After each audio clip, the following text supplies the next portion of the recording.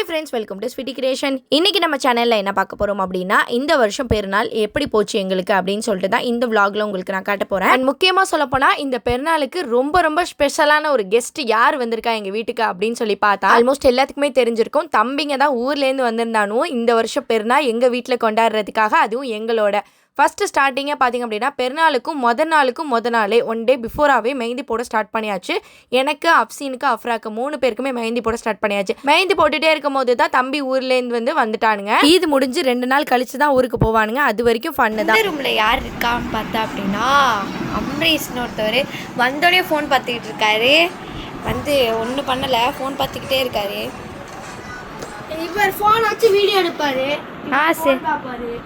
சரி வந்தோடனே வேலையை பார்க்க ஆரம்பிச்சிட்டாங்க. இவன் கடுப்பாகி உள்ளே ரூமில் உட்காந்து ஃபோன் பார்க்க ஆரம்பிச்சிட்டாங்க. ஏன்னா நான் மருதாணி போடுறேன், நானுமே பேச முடியாது அப்படின்னு சொல்லிட்டு அங்கே நிறைய கேர்ள்ஸாக இருக்கவும் ஷை பண்ணிட்டு தனியாக உட்காந்துட்டான். ஸோ இவன் பார்த்திங்க அப்படின்னா அஜ்ஜு பார்த்திங்க அப்படின்னா எல்லாரோடையும் விளாட ஆரம்பிச்சிட்டான். ஸோ அப்சீனு அவளோட ஃப்ரெண்ட்ஸ் அன்னைக்குன்னு பார்த்து வீடே ஜேன்னு இருந்துச்சு.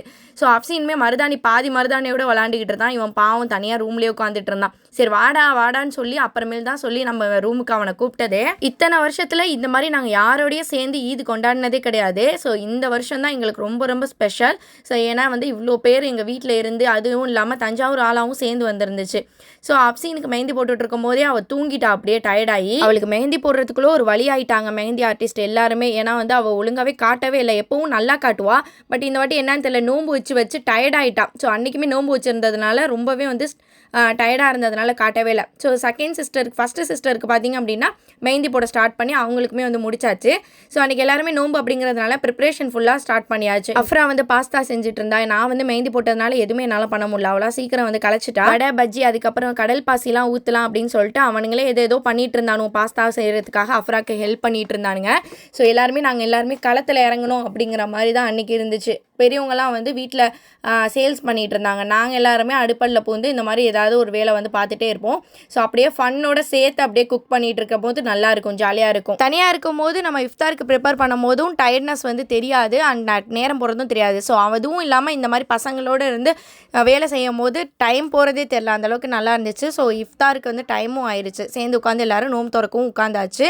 அல்ஹம்துலில்லாஹ் அன்றைக்கி சூப்பராக வடை, பஜ்ஜி, முட்டை போண்டா, இந்த மாதிரி சுண்டல், அதுக்கப்புறம் அஃப்ரா பாஸ்தா செஞ்சுருந்தா. ஸோ அதெல்லாம் வச்சு நோம்பு திறந்தாச்சு. நோம்பு திறந்தோடனே எப்படி தான் நேரம் போகுதுன்னு தெரியாது. நேரம் போனதுக்கப்புறம் கரெக்டாக தராபியா தொழுவு டைம் வந்துடும். தராபியா தொழுதுட்டு திருப்பி வீட்டுக்கு நைட்டு சாப்பாடு கூட சாப்பிட முடியாது. அப்படியே கொஞ்சம் நேரம் ரெஸ்ட் எடுத்துகிட்டு அப்புறம் கேமல் ஆஃபில் தொழுவோம். லாஸ்ட்டு 10 நோம்பு இல்லையா? ஸோ அந்த கேமல் ஆஃபில் தொழுவை தொழுவ ஆரம்பிச்சிருவோம்.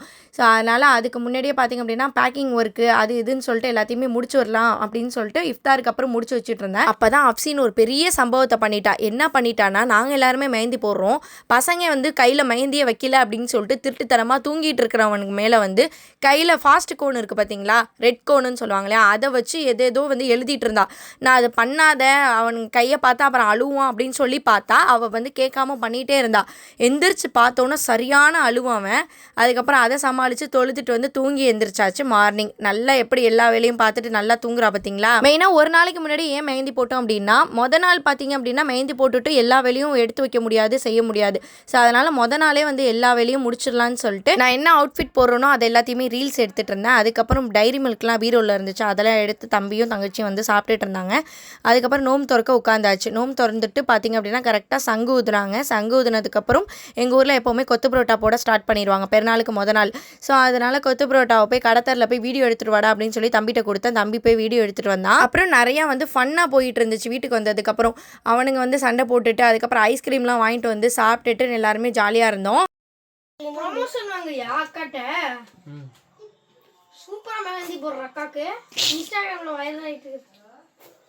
நல்லா போயிட்டு இருக்குல்லடா வீடியோ. அதுக்குள்ள 1000 லைக்டா. அங்க பாருங்க गाइस. மெஹந்தி போட்டு பெரியவன் எனக்கு வீடியோ எடுத்துகிட்டு இருந்தோம். ஸோ அதை ரீல் போஸ்ட் பண்ணப்போ நல்லாவே வைரல் ஆயிடுச்சா. ஸோ அதை பார்த்து இவன்கிட்ட ஒம்புழுத்துட்டு இருந்தோம்.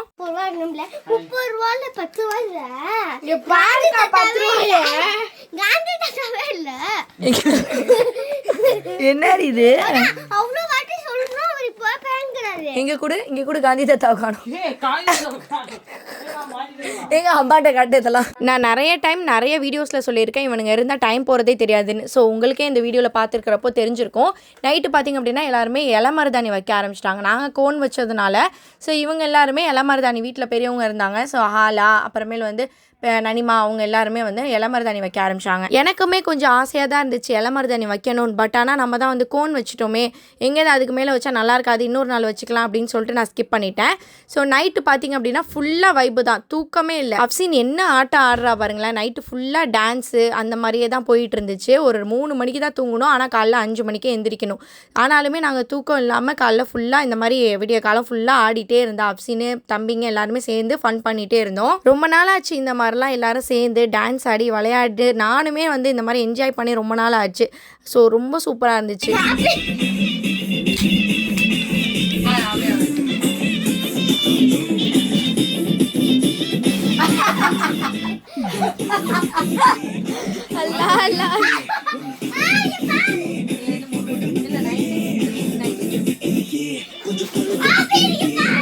நல்லா ஆட்டம் ஆடிட்டு நல்லா தூங்கியாச்சு. ஒரு 2 மணி நேரம் 3 மணி நேரம் கரெக்டாக தூங்கியிருப்போம். ஃபஜர் பாங் சொல்லி எந்திரிச்சாச்சு. ஏன்னா முன்னாடிலாம் நாங்கள் கொஞ்சம் பேர் இருக்கிறதுனால எல்லாருமே குளிச்சுட்டு வரதுக்கு கரெக்டாக இருக்கும் டைம். பட் ஆனால் இப்போ எல்லாருமே நிறைய பேர் இருக்கிறதுனால குளிச்சுட்டு வரணும், ரெடி ஆகணும், காலையில் இது செய்யணும், சாப்பாடு செய்யணும் அப்படின்னு சொல்லிட்டு எல்லாருமே சீக்கிரமும் எந்திரிச்சாச்சு. அன்றைக்கின்னு பார்த்து முழிப்பும் வந்துருச்சு, தூக்கமே இல்லை. காலையிலே ப்ரிப்பேர் பண்ண ஆரம்பிச்சிட்டாங்க. பிரேக்ஃபாஸ்ட்டுக்கு வந்து எப்போவுமே எல்லா வருஷமும் வீட்லேயே தான் சமைப்போம். அதாவது பிரேக்ஃபாஸ்ட்டாக இருக்கட்டும் லஞ்சாக இருக்கட்டும் எல்லாமே வீட்லேயே தான் சமைப்போம். பட் இந்த வாட்டி தான் வந்து எல்லாமே ஆர்டர் கொடுத்தாச்சு. பிரேக்ஃபாஸ்ட்டுக்கு பார்த்திங்க அப்படின்னா இடியாப்பம், ரொட்டி, அதுக்கப்புறம் கடல் பாசி, முட்டை வட்டலப்பம், இது எல்லாமே நாங்கள் ஆர்டர் கொடுத்துட்டோம். நிறைய பேர் வீட்டுக்கு வந்து இன்வைட் பண்ணியிருக்கோம் அப்படிங்கிறதுனால வீட்லேயே எங்களால் எல்லாத்தையுமே செய்ய முடியல. ஸோ அதனால் ஃபுல்லாக ஆர்டர் கொடுத்தாச்சு. அன்றைக்கி பார்த்திங்கன்னா முட்டை வட்டலப்பமே அந்த பாக்ஸ் ஃபுல்லாக, இந்த சைட் பாக்ஸ் ஃபுல்லாக வந்து கடல் பாசி. வீட்டில் செய்கிற மாதிரியே இருந்துச்சு. வெளியில் வாங்கி சாப்பிட்டோம் அப்படிங்கிற அந்த ஒரு ஃபீலே இல்லை.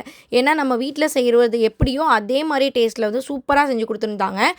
ரொம்ப ஃபேவரேட்டே வந்து அந்த முட்டை வட்டலப்பம் தான். வீட்டில் அம்மா செஞ்சு ரொம்ப நாளாக ஆச்சா, சரி அம்மா செய்கிற மாதிரி இது இருக்குமா அப்படின்னு பார்த்தா அந்த அளவுக்கு டேஸ்ட்டு ரொம்ப சூப்பராக இருந்துச்சு. இன்னும் வந்து ஃப்ரிட்ஜில் வச்சு சாப்பிட்டதுக்கப்புறம் இன்னும் நல்லா இருந்துச்சு. எல்லாருமே ஒவ்வொரு பாக்ஸில் வச்சு சாப்பிட தக்கெட்டாமையும் இருந்துச்சு. ஸோ நெக்ஸ்ட்டு வந்து குளிக்க ஆரம்பிச்சாச்சு. எல்லாருமே குளிச்சுட்டு அப்சினுமே வந்து ஈதுக்கான ட்ரெஸ் வந்து போட்டுட்டு வந்துட்டா. ஸோ இந்த கவுன் தான் வந்து அன்றைக்கி அவளுக்கு அவுட்ஃபிட்டு. இப்போவே வீடியோ எடுக்க ஆரம்பிச்சிட்டியா அப்படின்னு சொல்லிட்டு கேட்டுட்டு இருந்தா. இனிமே தானே எடுக்கவே போகிறேன் அப்படின்னு சொல்லி மனசில் நினச்சிக்கிட்டேன். அதுக்கப்புறம் வந்து மெஹந்தி போட்டது நல்லாவே வந்து ஸ்டைன் கொடுத்துருந்துச்சு, சூப்பராக இருந்துச்சு. பட் நம்ம வந்து பாத்திரத்து கழுவுறது, அதுக்கப்புறம் தண்ணியில் நிறைய கை போடுறதுனால சீக்கிரமாக இந்த மெஹந்தி வந்து போயிடுது. தொழுவைக்கும் டைம் ஆயிடுச்சு. தொழுவை போகிறப்போ புது புர்கா போட்டு போகணுமே அப்படின்னு சொல்லிட்டு ஆர்டர் பண்ண புர்கா, அந்த புர்கா தான் அன்றைக்கி போட்டு போயிருந்தேன். க்ரீன் கலர் கோட் புர்கா, உள்ளே வந்து இன்னர், வெளியே வந்து கோட் மாதிரி. ஸோ அதுக்கு தகுந்த மாதிரி ஷாலுமே தங்கச்சிட்டு இருந்துச்சு, அதையும் எடுத்து போட்டாச்சு. ஸோ எல்லாருமே வந்து தொழுகிறதுக்காக கிளம்பி இப்போ வெளியே போயிட்டுருக்கோம். பக்கத்துலேயே பள்ளிவாசல் அப்படிங்கிறதுனால நம்ம சீக்கிரமாக வந்து போகணும் அப்படிங்கிற ஒரு அர்ஜென்ட் இல்லை. பட் ஆனாலும் டைம் கரெக்டாக இருந்துச்சு. நான் வந்து க்ரீன் அப்படிங்கிறதுனால தங்கச்சி வந்து ஒயிட்டு, நாங்கள் 2 பேருமே மாற்றி மாற்றி போட்டுப்போம் இல்லையா. ஸோ அதனால் ஒரே கலர் எடுக்கல. ஸோ ரோட்டில் பார்த்திங்க அப்படின்னா யாரையுமே காண பாருங்கள். ஏன்னா எல்லாரும் பள்ளிவாசலுக்குள்ளே போயாச்சு. எவ்வளோ பெண்கள் வந்து இங்கே தொழுகிறாங்கன்னு பாருங்கள். நம்ம பள்ளிவாசலில் எப்போவுமே இந்த வருஷம் நாங்கள் போய் இங்கே பெருநா தொழுவோம். ஆனால் 27ஆம் கிழமை தொழுவேன். அந்த மாதிரிலாம் நல்லாவே ஸ்பெஷலாக இருக்கும் நம்ம ஊரில். ரொம்ப எல்லா ஊர்லேயும் இருக்கும். பட் இன்கேஸ் எங்கள் ஊரில் இன்னுமே நல்லா ஜேன்னு இருக்கும்.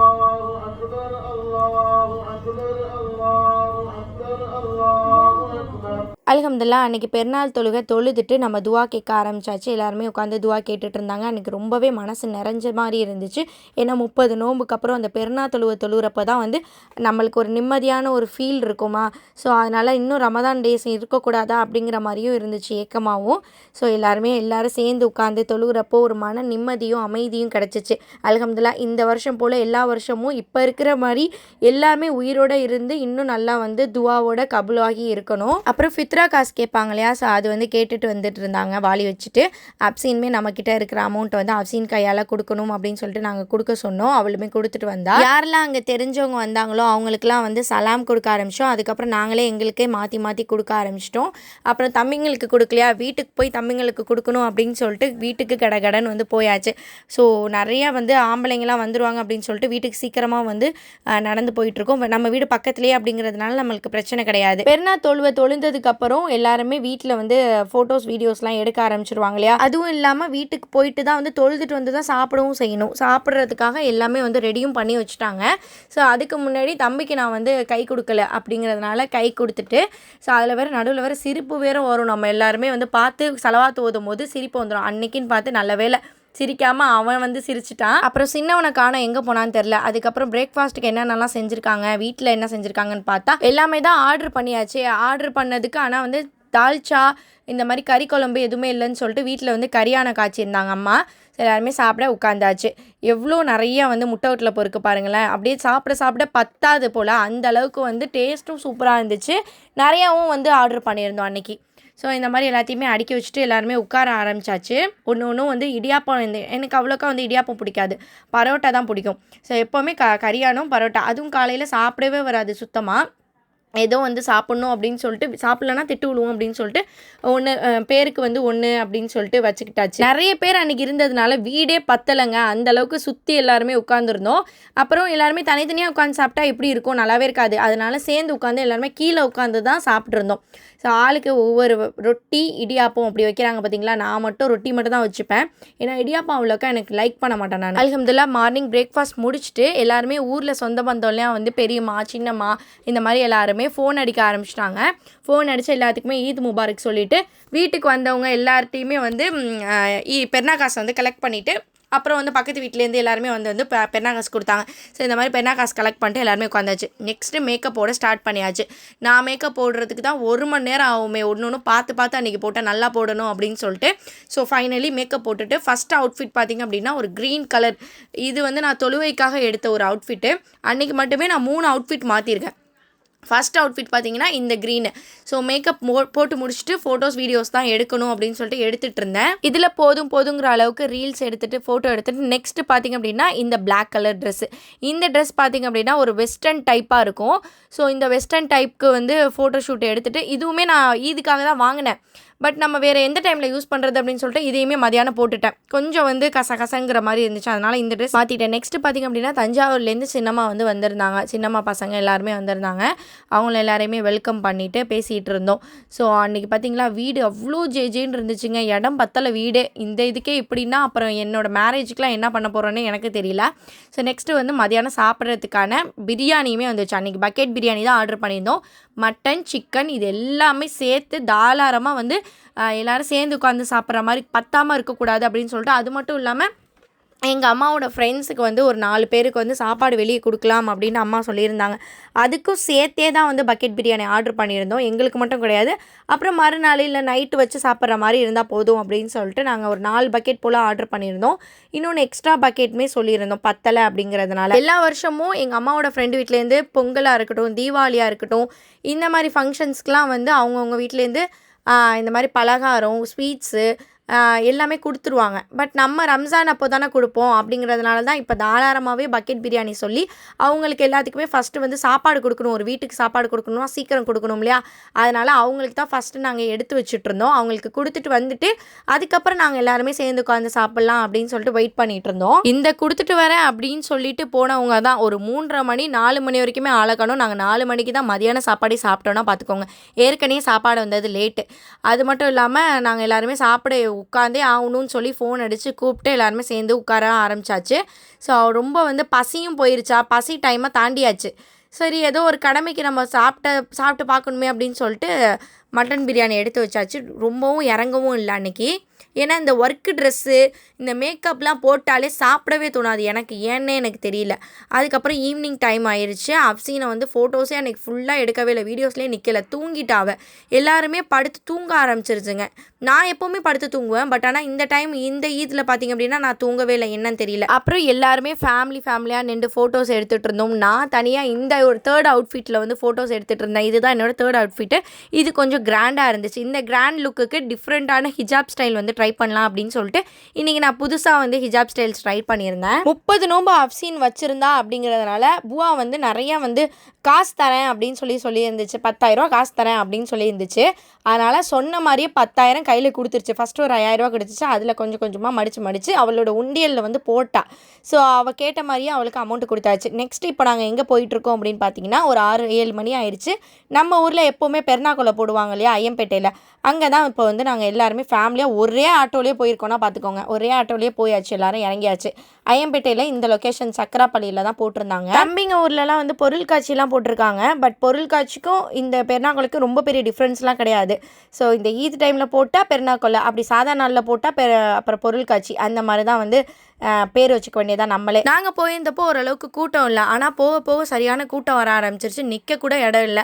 அதுக்கப்புறம் கடைகளில் போய் பார்க்கலாம் அப்படின்னு சொல்லிட்டு தம்பிங்க வந்து செயின் வேணும்னு கேட்டிருந்தானுங்க. அதனால் வாங்கி கொடுத்துட்டு அதுக்கப்புறம் சுற்றி பார்க்க ஆரம்பிச்சாச்சு. நிறைய டிஃப்ரெண்ட் தொட்டிலாம் வந்து போட்டிருந்தாங்க. இந்த டைம் ராட்டினம் மட்டும் போடலை, டிராகன், அதுக்கப்புறம் வந்து கப்பை தொட்டி இந்த மாதிரிலாம் போட்டிருந்தாங்க.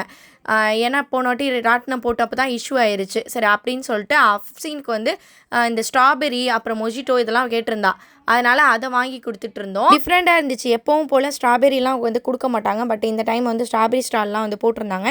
இந்த மாதிரி வந்து சவர்மா, பரோட்டா, கொத்து பரோட்டா, அப்புறம் லேஸு, சிப்ஸு, அப்புறம் ஸ்ப்ரிங் ரோலு, இந்த மாதிரி நிறைய கார்ன், இந்த நிறையா வந்து ஸ்டால் வந்து போட்டிருந்தாங்க.